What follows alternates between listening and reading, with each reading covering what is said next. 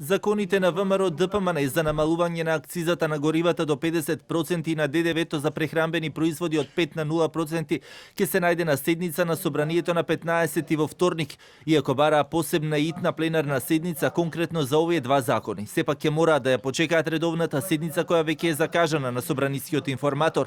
Од опозицијската партија и денеска повикаа власта да ги поддржи нивните закони, наместо како што велат да донесуваат инстант популистички мерки. За кого ли се грижи владата на СДСМ и ДУИ кога ги жртвува граѓаните?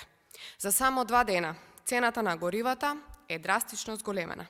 Цената на бензинот е зголемена за 11 денари, а на дизелот за 18,5 денари.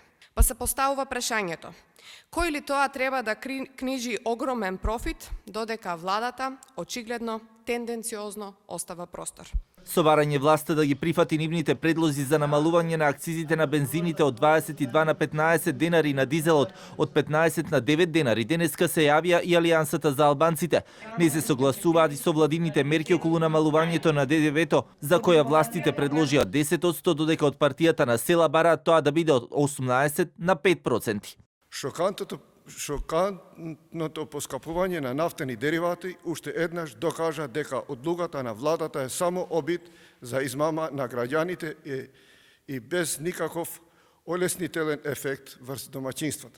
Од СДСМ пак и денеска посочија дека новиот сет мерки вреден 400 милиони евра, кој содржи 26 точки, е во насока на подобрување на стандардот на граѓаните. Јас навистина очекувам и се надевам дека без разлика на сите разлики кои што постојат во ова собрание, помеѓу позиција и опозиција и сите оние кои што ги се представници на граѓаните, дека ќе го сватиме сериозноста, ќе сватиме сериозноста на моментот и дека навистина ќе ги изгласаме сите потребни измени на закони во краток период. Свој предлози за акцизите и ДДВ-то во собранието досега има и партиите од власти и од опозицијата. Законите пак на кои опозицијата инсистираше да бидат донесени уште пред 2 недели, парламентарното мнозинство ги одбиваше со образложение дека веќе владата подготвува нови мерки, за кои пак денеска информира дека ги испратиле до собранието.